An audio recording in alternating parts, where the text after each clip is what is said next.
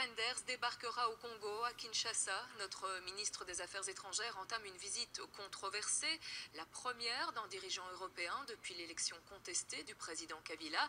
Dans leur grande majorité, par exemple, les Congolais de Belgique désapprouvent ce voyage. Ils ne reconnaissent pas Kabila, dont la réélection a été entachée de fraude.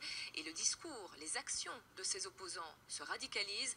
Marianne Claric nous présente ces nouveaux combattants politiques qui inquiètent les autorités belges.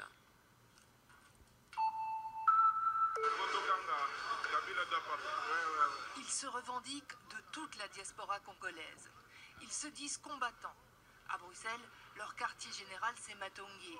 Ici, leur chef mobilise contre le président Kabila, jusque dans les salons de coiffure. Pour nous, nous sommes en légitime défense. Nous sommes en état de guerre chez nous. Quand les gens ne sont pas en paix, les gens ne peuvent pas manger, les fonctionnaires ne sont pas payés. Et à l'est du Congo, on tue même à l'ouest, dans la capitale, il y a l'insécurité.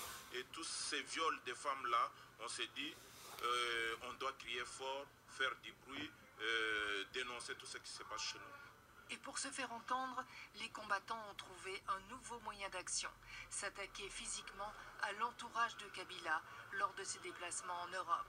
Il y a une liste sur Internet et eux-mêmes ils savent qui est sur cette liste-là. Donc le ministre qui a son nom sur cette liste-là qui circule sur Internet n'a pas à venir ici. Ils n'osent plus. Ils ont intérêt. Mais c'est vous, les Européens, ils vont demander la sécurité, mais ils sont dans l'insécurité totale. Et ce ne sont pas des menaces en l'air. En décembre 2011, le président du Sénat congolais est passé à tabac. Des combattants l'attendaient à la gare du Nord, à Paris. La vidéo a circulé sur le net. L'agression est assumée. Ça va? Ouais, ça va bien. La mobilisation continue. Moi, je soutiens ceux qui agressent les proches de Kabila ici, parce qu'au Congo, il n'y a pas d'espace de liberté, on ne laisse pas les gens s'exprimer. Alors, là où nous avons l'opportunité aussi de les atteindre, on va leur prouver qu'ils sont aussi, ils sont vulnérables. Avant, on appelait les peuples congolais peuple mouton, peuple pacifique.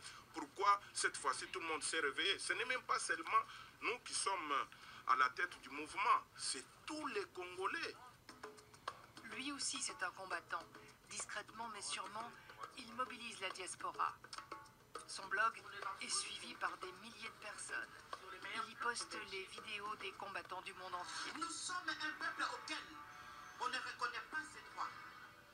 Je ne peux ni comprendre, ni accepter. Il montre la mobilisation à Paris, Londres, Berlin, Bruxelles. On en a marre,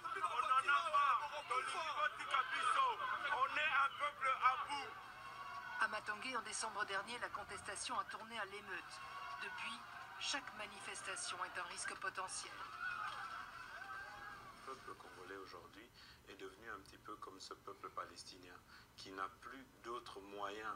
Il a essayé de parler par les marches, a essayé par tous les moyens et il voit qu'il n'est pas compris. C'est devenu un peuple désespéré qui est prêt à tout pour essayer qu'il y ait un changement au Congo aujourd'hui. Comme ces combattants de France qui investissent l'ambassade du Congo à Paris, la plupart des opposants ont soutenu l'opposant historique Étienne Tshisekedi.